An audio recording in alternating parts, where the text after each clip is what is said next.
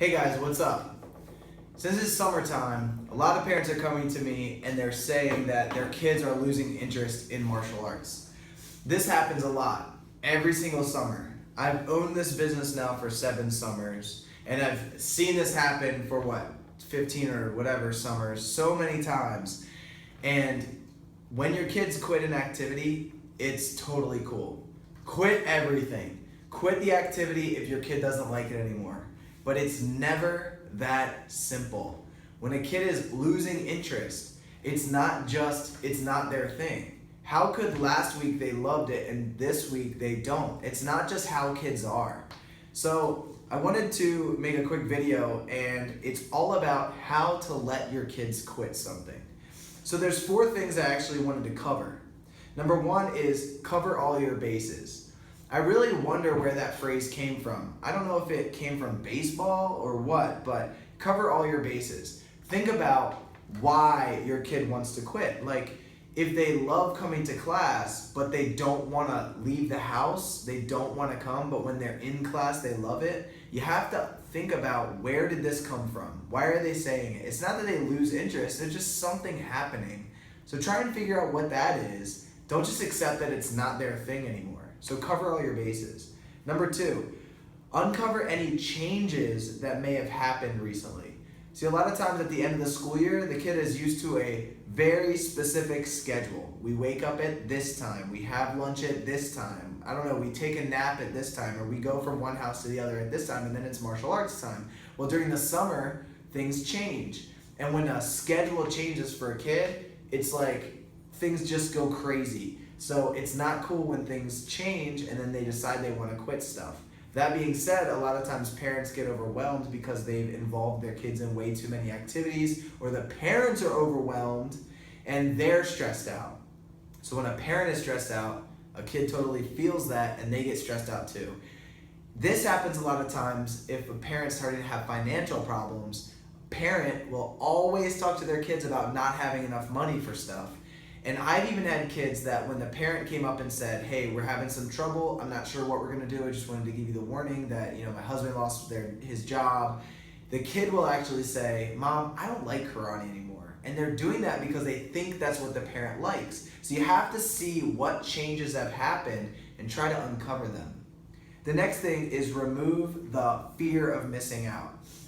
Kids, on Monday is their time for martial arts, and they're playing with their friends. Well, they think that if they leave their friend activity and they start doing something else, whether it's baseball, soccer, martial arts, or even going to the movies that you plan on going, that they're gonna feel like they're missing out. They have to understand that it's not missing out, it's just something else. In fact, they're gonna leave one group of friends they really love and go hang out with another group of friends that they really love. It's actually just as good. It's just that middle ground of them driving from one activity to the next that actually gives them anxiety and stresses them out. So we have to figure that out. The best way that I found for this is to get a big calendar, and you write out very specifically which days are martial arts days. And even say, like, at 6 p.m. you need to start getting ready.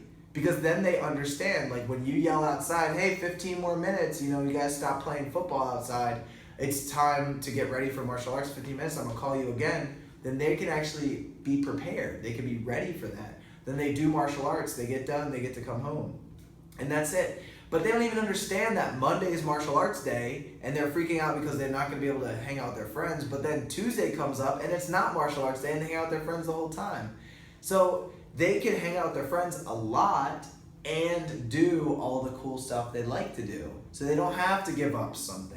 They can do it all, they really can. So what I would suggest is do the calendar thing, but also write down Tuesday is the day that you get to hang out with your friends. So when they see that Tuesday is the day that they get to hang out with their friends, they're actually gonna value that more because it's a little bit more rare. They're gonna talk to their friends and say, hey, Tuesday, let's do that. Let's play that video game together on Tuesday. I'll come over to your house and blah, blah, blah. They're actually gonna value it more. And they're also gonna value martial arts classes more because they know it's only 2 days a week. So it's time to go to martial arts. So if they value it more, they're not gonna wanna quit, right? Exactly. The last thing is talk to all the coaches with the child. So you, the child, and the coaches have a conversation and really let the child talk it out. This is good for so many different ways, okay? For so many different reasons. The child is going to express their feelings, and the coach is going to be able to show empathy. For example, tonight I had a girl who actually, that family actually sparked this video. I had a girl that said, I don't really want to do karate anymore. I said, why? She said, because when I go to karate, I'm not able to get my homework done. So I said, what kid wants to do their homework at all and is worried about getting their homework done? And Dad looks at me like, no, she still gets her homework done. That's not a problem. So I was thinking what it is. And it's because she did like some kicks and sparring combos and stuff last cycle, which was easy. You just had to be able to do a lot of kicks. And this cycle, you have to remember the form. Now, Super Dojo forms are only 24 moves. They're not super technical or hard. They're very simple to memorize. And the reason that is because I want them to memorize it quick and then get better at the techniques. So the problem was this 7-year-old girl is overwhelmed because she doesn't understand how to get her next belt. She doesn't understand how to get her stripes, and we're learning forms. Now, this is the first time she's learning her forms. So this change is actually giving her anxiety.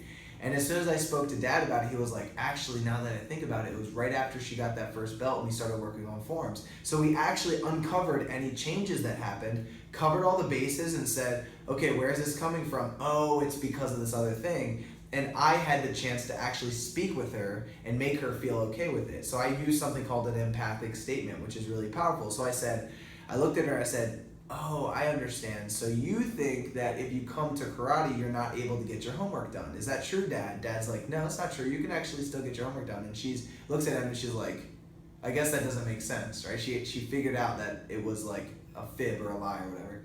And then I said, now I understand that we're doing forms this cycle and you're probably a little bit worried that you're not going to be able to get your next belt. And she's like, yes. So I actually felt her pain and I said it in a statement and she was like, I agree. And I said, look, if you start to have problems, I will work with you personally and I'll help you out. And if it's not me, it'll be another instructor and we'll just help you. We'll make sure that you're good. And she was like, she had a big smile and she looked around on the mat, stopped paying attention to me. She was like, it's time for class. Like that's what she said. So we actually turned it around and we uncovered it. So we went from quitting to figuring out what the real issue is and then putting her on the right path. If a child says that they don't like martial arts, it's just not their thing, and it's true, I'm okay with that. But to let your kid quit something that they could be really, really good at and they could love because of something silly, because you didn't uncover any changes, you didn't cover all your bases, you didn't remove the fear of missing out, and you didn't have the actual conversation with the coach, that is unacceptable. And I have a lot of families that have quit because they never had a conversation with me. Or they let it go for 6 months without talking to me and they made a family decision to quit martial arts, and it was because of who knows what. They never figured out why the kid wanted to quit martial arts. So it's kind of crazy.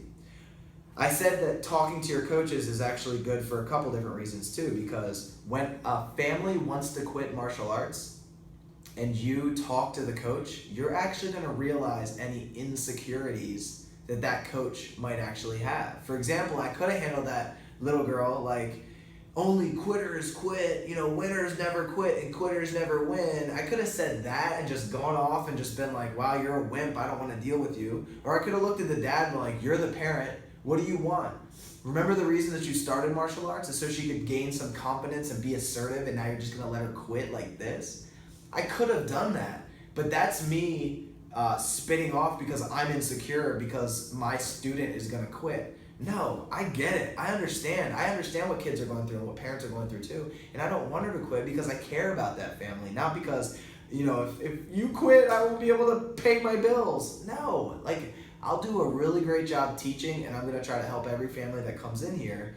But talking to the coaches helps you really understand who the coach really is. And when you are on the same page as your coach and you can see their leadership and their character, when you come up and say that you want to quit something, that is priceless.